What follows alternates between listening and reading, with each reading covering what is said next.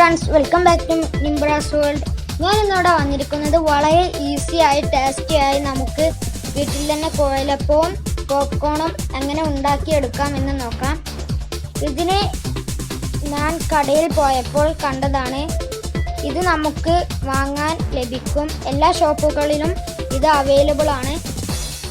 ഇനി നമുക്ക് ഇത് എങ്ങനെയാണ് പൊരിക്കുന്നത് എന്ന് നോക്കാം. അതിനുവേണ്ടി ഞാൻ ഇവിടെ ഒരു ചട്ടി അടുപ്പത്ത് വെച്ചിട്ടുണ്ട്. അതിലേക്ക് കുറച്ച് ഓയിൽ ഒഴിച്ചതിന് ശേഷം അത് നന്നായി തിളച്ചു വരുന്നത് വരെ ഒന്ന് വെയിറ്റ് ചെയ്യാം. ഇപ്പോൾ ഇത് നന്നായി തിളച്ചു വന്നിട്ടുണ്ട്. ഇനി ഇതിലേക്ക് നമുക്ക് കുഴലപ്പം ഇട്ട് കൊടുക്കാം.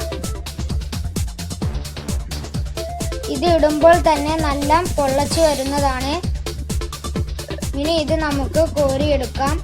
ഇതുപോലെ എല്ലാം നമുക്ക് ചെയ്തെടുക്കാം.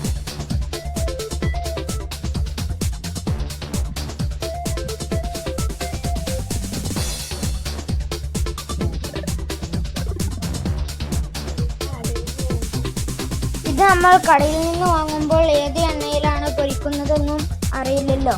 ഇത് നമുക്ക് വാങ്ങിച്ച് വീട്ടിൽ തന്നെ നല്ല ഫ്രഷ് എണ്ണയിൽ പൊരിച്ചെടുക്കാവുന്നതാണ്.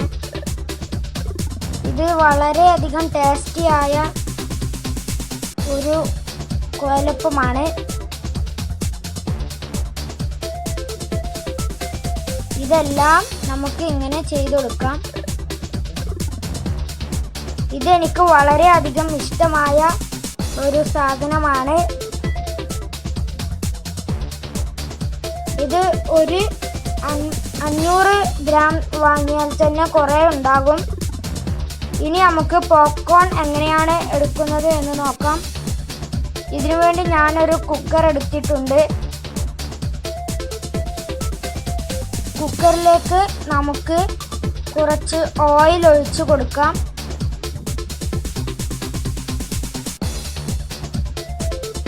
ഓയിൽ ഒന്ന് ചൂടായി വരുമ്പോൾ നമുക്ക് പോപ്കോൺ ഇട്ട് കൊടുക്കാം. എന്നിട്ട് നന്നായി ഒന്ന് ഇളക്കാം.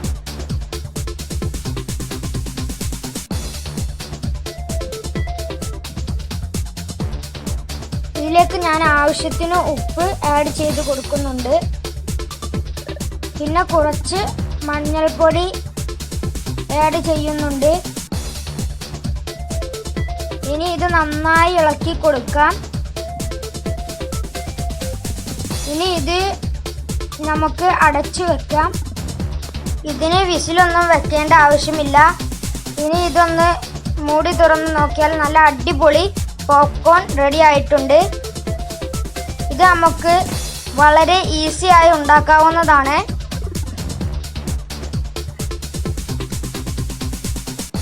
എനിക്ക് വളരെ ഇഷ്ടപ്പെട്ട ഒരു സാധനമാണിത്. നിങ്ങളും തീർച്ചയായും ഇത് ട്രൈ ചെയ്ത് നോക്കണം. ഇതുപോലെ തന്നെ കുഴലപ്പവും നിങ്ങൾ ട്രൈ ചെയ്ത് നോക്കണം. എൻ്റെ ചാനൽ നിങ്ങൾ ആദ്യമായിട്ടാണ് കാണുന്നതെങ്കിൽ ലൈക്ക് ചെയ്യുക, ഷെയർ ചെയ്യുക, സബ്സ്ക്രൈബ് ചെയ്യുക. ഇതിലും നല്ല വീഡിയോസുമായി ഞാൻ വീണ്ടും വരും. അതുവരേക്കും ബൈ ബൈ.